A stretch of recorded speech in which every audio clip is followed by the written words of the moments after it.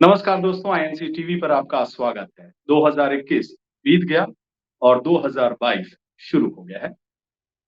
2021 ने जो मंजर देखा वो भयावह था। सरकार की नाकामियां जगजाहिर है। वो दौर भुलाया नहीं जा सकता। कोरोना की विनाशकारी दूसरी लहर के दौरान खास करके उत्तर प्रदेश में गंगा नदी लाशों को फेंकने की आसान जगह बन गई। 2021 में ये हमने सबने देखा और ये दावा किया है नई किताब में, जिसके लेखक एनएमसीजी के महानिदेशक और नमामि गंगे परियोजना के चीफ राजीव रंजन मिश्रा और आईडीएस अधिकारी पुष्कल उपाध्याय हैं। कोरोना की दूसरी लहर के दौरान गंगा नदी में तैरती लाशों के कारण यूपी की बीजेपी सरकार की काफी आलोचना हुई थी, लेकिन योगी सरकार इससे बार-बार इनकार करती रही। 2021 के दौर की वो तस्वीर आपको दिखाते हैं।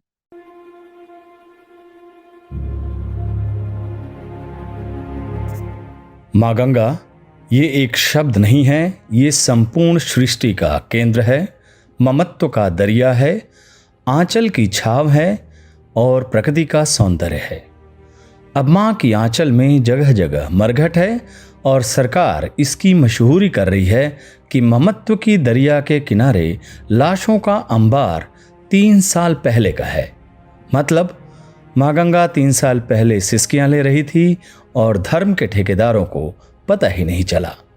माँ गंगा और अन्य माताओं की न चीख, न रोना, न तड़पना, न कराहना, न हाहाकार, न चित्कार महलों में बैठे उन लोगों को सुनाई नहीं दी जो आज बड़े गर्व से, बड़ी शान में कह रहे हैं कि गंगा किनारे लाशों की ऐसी तस्वीर अक्सर देखने को पहले मिलती है।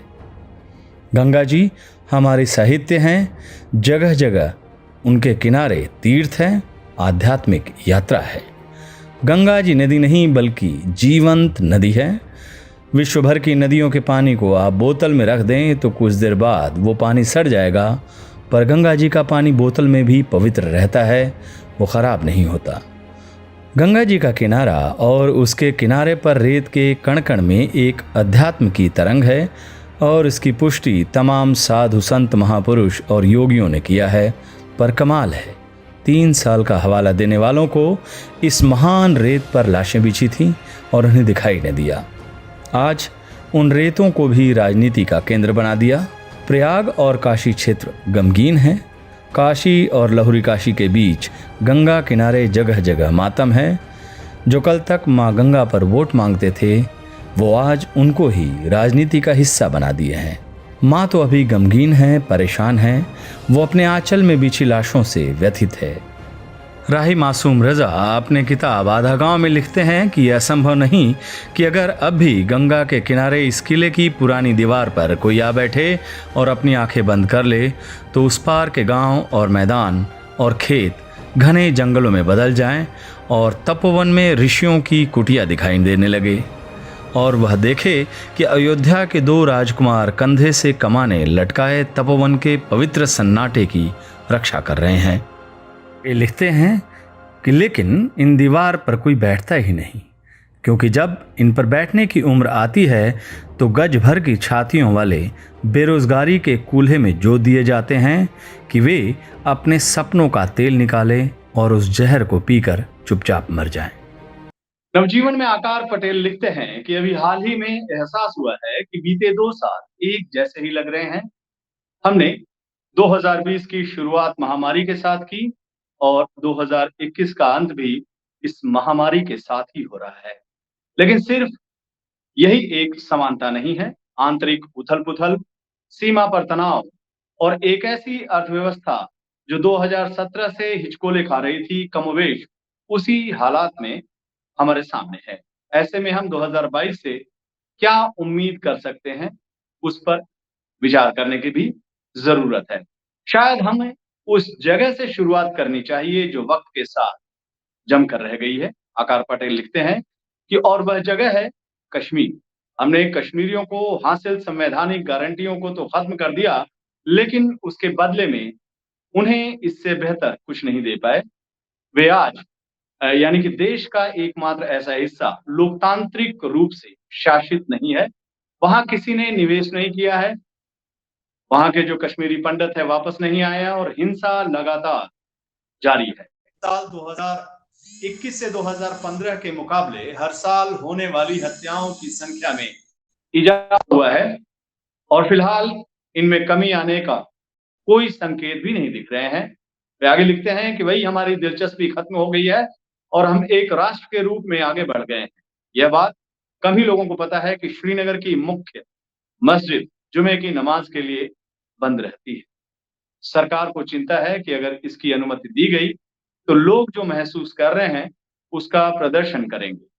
2022 में हमें इसके जारी रहने की उम्मीद है कि वहाँ जहाँ तक दिख रहा है, भारत के पास कश्मीर के लिए कोई योजना नहीं। ताज़ा खबरों की माने तो लद्दाख में सीमा पर ठंड का असर देखने को मिल सकता है, लेकिन यह कमी विशुद्ध रूप से सिर्फ चीन की शर्तों पर होगी क्योंकि हमने माना ही नहीं कि चीन की तरफ से घुसपैठ की गई है।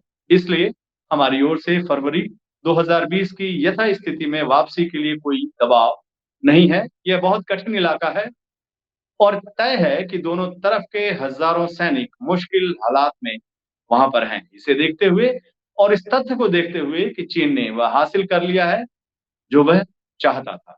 आपने राहुल गांधी के बयान को भी देखा होगा, कांग्रेस नेता बार-बार ये मुद्दा उठाते रहे हैं। 1959 के दावे वाली लाइन तक पहुँच गए हैं।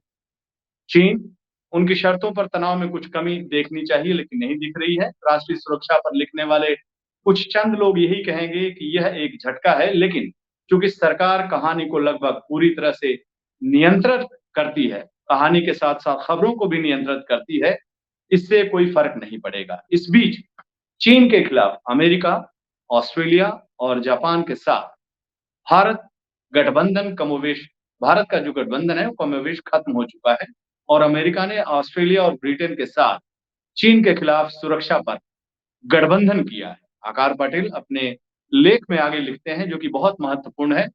वो लिखते हैं, खास करके 2022 के लिए कि अर्थव्यवस्था के मोर्चे पर सरकार पर हालात सुधारने का कोई दबाव नहीं है। हम ऐसा इसलिए कह सकते हैं क्योंकि जनवरी 2018 से जीडीपी में गिरावट लगातार देखी जा रही थी और यह महामारी और पहले लॉकडाउन से 2 साल 3 महीने पहले तक जारी रही थी। इसलिए हम जिस संकट में हैं, उसका महामारी से कोई संबंध नहीं है। अगले साल हमारा सकल घरेलू उत्पादन उसी आकार का होगा जैसा कि महामारी से पहले था। लेकिन महामारी से पहले हम पहले से ही लंबे समय से संघर्ष कर रहे थे और वह जारी रहेगा। वो आगे लिखते हैं कि इसके 2 मुख्य कारण अर्थशास्त्रियों के लिए पहेली बने रहेंगे। पहला तथ्य यह है कि भारत की श्रम भागीदारी दर यानी काम करने वाले या काम की तलाश करने वाले दुनिया में सबसे कम है। दूसरा यह कि निजी खपत जो अब तक जीडीपी का सबसे बड़ा घटक है, महामारी से पहले के स्तर पर बनी हुई है और इसमें सुधार के कोई संकेत नहीं दिखाई देते हैं। राजनीतिक रूप से तमाम किस्म की हलचलें हैं। जिन राज्यों में विधानसभा चुनाव होंगे, उनमें गुजरात, पंजाब, गोवा और उत्तर प्रदेश मुख्य रूप से शामिल हैं। भारतीय जनता पार्टी गुजरात में 1/4 सदी से पूर्ण या स्थायी बहुमत में है और उत्तर प्रदेश में उसका 40% से अधिक वोट शेयर है।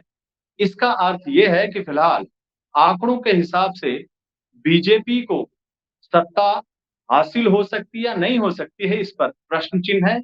उत्तर प्रदेश चुनाव के ठीक बाद इसी साल राष्ट्रपति चुनाव भी है, जो बेहद महत्वपूर्ण है। लेकिन जिस तरह से हिमाचल प्रदेश और अन्य राज्यों में जो चुनाव हुए हैं, वो भाजपा के खिलाफ हुए हैं, इसलिए उत्तर प्रदेश का जो रिज़ल्ट आने वाला है, वो बिल्कुल ही अलग होगा। आकार पटेल लिखते हैं कि इनके अलावा और क्या, सेंट्रल विस्टा का उद्घाटन इस साल किया जा सकता है। आपने देखा महामारी के दौरान किस तरह से ये मुद्दा बना था।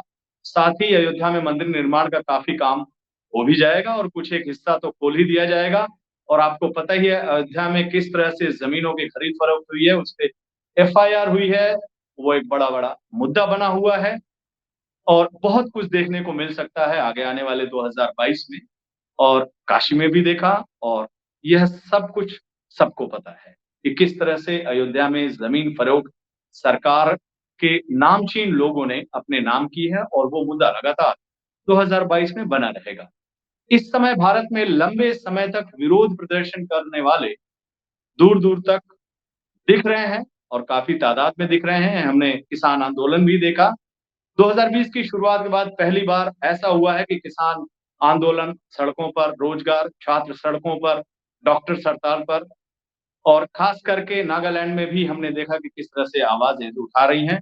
केंद्र सरकार को यह सुनिश्चित करना होगा कि यह सब देश के उस हिस्से में समस्या में ना तब्दील हो जाए, जो हमेशा से आम तौर पर अशांत रहता है। नागालैंड की विधानसभा बीजेपी के जहाँ विधायक सबसे ज़्यादा हैं, अपने राज्य में जो कानून है, उसको जारी रखने के खिलाफ एक सर्वसम्मत प्रस्ताव पारित किया है। केंद्र सरकार जो है अगर इस वोट के बावजूद खुद को वहाँ थोपने का फैसला करती है, तो उत्तर-पूर्व में लोकतंत्र पर कड़ी टिप्पणी होगी और हम देखेंगे क्या होता है। वैसे आपको बता दें कि मिनिस्ट्री ऑफ होम अफेयर्स ने अभी फैसला लागू किया है कि वह एक अशांत और खतरनाक क्षेत्र है। अब आप देखिए उत्तर, पूर्व, दक्षिण पश्चिम हालात कहीं भी एक जैसे नहीं हैं। 2020-2021 जो है वो चारों तरफ जो है वो लोग सड़कों पर आंदोलन करते रहे। महामारी तो इस साल जो है 2022 में जारी रहेगी, लेकिन हम उम्मीद कर सकते हैं कि अब यह वैसा कहर नहीं बरपाएगी जैसा कि हमने 2020 या 2021 में देखने को मिला है। लोगों को 2021 का वो मंज़र भी याद है। हो सकता है इस बात की तरफ लोगों का ध्यान न गया हो, लेकिन महामारी के कारण देश के बच्चों और एक पीढ़ी की शिक्षा को बहुत नुकसान हुआ है, जिसका असर लंबे अरसे तक रहेगा। सवाल ये है कि आखिर कितने लोगों के पास घर से पढ़ाई या सीखने का इंतज़ाम या क्षमता है और क्या उनके पास इस सब के लिए ज़रूरी उपकरण हैं? ये बहुत बड़ा सवाल है और हकीकत ये है कि बड़ी संख्या में लोगों के पास ये सब नहीं है और उनकी शिक्षा और सीखने पर गहरा असर पड़ा है, जो कि महामारी के साथ आने वाले वक़्त में देश के सामने होगा। बीते 4 साल में यह साल भारत पर हर मोर्चे के लिहाज से बहुत मुश्किल भरा रहा है, यानी 2021 बहुत मुश्किल भरा रहा है। उम्मीद करते हैं कि 2022 भले ही कुछ अच्छे दिन ना लेकर आए, लेकिन कम से कम तकलीफों में तो कमी हो। 2022 शुरू हो गया है, देश में जानलेवा कोरोना वायरस फिर से पैर पसार रहा है। साथ ही कोरोना के खतरनाक वेरिएंट ओमिक्रॉन के मामले में भी तेज़ी बढ़ रही है। हमने लगातार पिछले 2-3 दिन में देखा किस तरह से ओमिक्रॉन बढ़ रहा है और देश में इसके जो वेरिएंट हैं, इसके मामले जो हैं, वो दिन पर दिन बढ़ते जा रहे हैं। बढ़ते कोरोना मामले को लेकर कांग्रेस ने मोदी सरकार पर कई आरोप लगाए। कांग्रेस ने कहा कि सरकार ने ओमिक्रॉन पर लापरवाही बरती है। सरकार ओमिक्रॉन वायरस के खतरे की अनदेखी कर लोगों की ज़िंदगी को खतरे में डाल रही है। वैसे आपको बता दें कि जब 2021 था तो खासकर उत्तर प्रदेश, दिल्ली में जिस तरह से हमने मंज़र देखा, वो बेहद जो है भयावह था और सरकार की नाकामियाँ जगजाहिर